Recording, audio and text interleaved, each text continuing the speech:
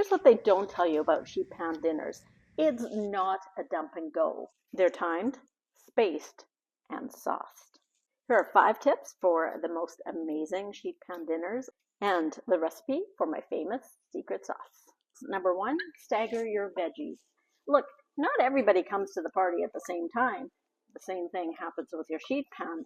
Some veggies just take longer. Root veggies like your carrots, your beets, your potatoes, your sweet potatoes, your parsnips, they're going to take longer. So get them in the oven first. Tip number 2, season in stages. Beginning, middle, and end. Every veggie and every protein deserves its own little bit of flavoring. Coat with oil so the seasoning sticks, and a little bit of salt, pepper, your favorite seasoning blend will ensure that your veggies come out tasting great and that there's a little bit of browning.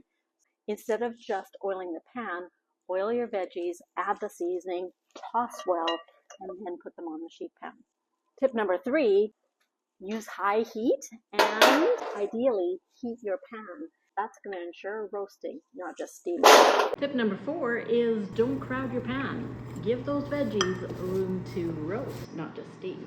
Tip number 5 is make my special secret sauce. Here's how. Start with about half a cup of mayonnaise. We're going to add a 1/4 cup of your favorite barbecue sauce, garlic powder, a little bit of homemade hot sauce. You can add sriracha or whatever you prefer.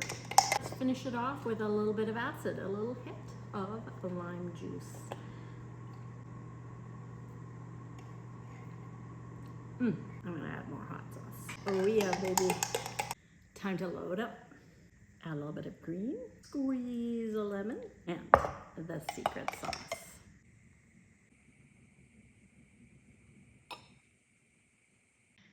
And that's how you do a sheet pan.